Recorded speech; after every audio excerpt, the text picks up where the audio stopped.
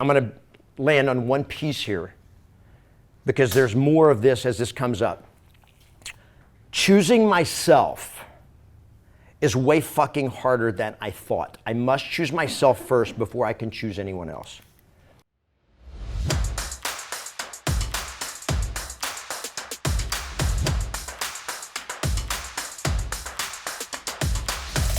You don't need to raise your hand on this, you don't need to respond to this, but I just want you to think, how many of you have spent your life, or at least big parts of your life, always trying to do everything to make everyone else happy and not being true to yourself? And you've suppressed all that shit. And some of you have stayed in relationships that were dead. You stayed in relationships that were oppressive. You stayed in relationships that were downright fucking abusive. Or you've just stayed in relationships out of the sense of duty. And I'm talking a lot of this, not in just relationships with a spouse or a significant other, but in relationship with your parents. And because you feel that attachment, you still listen to the motherfuckers. And so some of you have stayed trapped in these relationships, in this box of like trying to please them or trying to live for them. And it's like, I must choose myself before I can choose anyone else. And what is so powerful for me on that is that this is what people want who are whole. They don't want somebody who needs them. All the bullshit about, from the movie, the old movie with, what was the movie with Tom Cruise? Show Me the Money. What was that movie? Jerry Maguire. And he says to Renee Zellweger, is that her name? Yeah. He's like, you complete me. Like one of the most romantic, powerful lines in Hollywood lore. And total bullshit.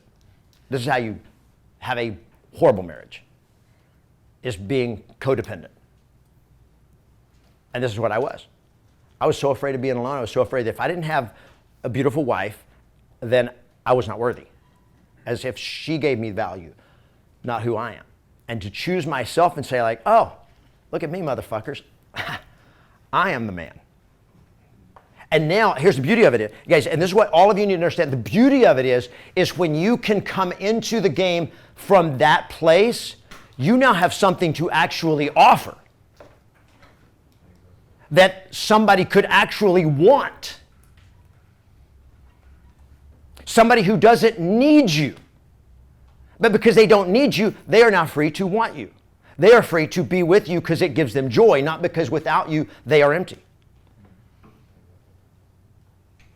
And I remember in last November, after I came back from a long trip, and we'd been on our Inner Circle Mastermind out in wherever we were in Nashville at the Biltmore State. Been out there, and then I'd spent a week there, and then I'd gone to Nashville and spent a week in a medicine journey.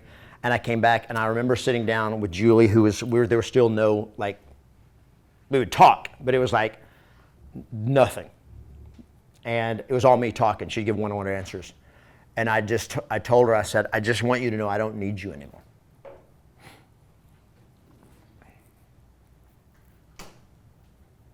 I don't need you. I am here today with all the shit that's gone on. I'm here because I want you. You're the one I want to be with. You're the one I want to spend my life with. But I don't need you anymore. Now, I don't know what she thought of that because she would not respond. She was like, this was all.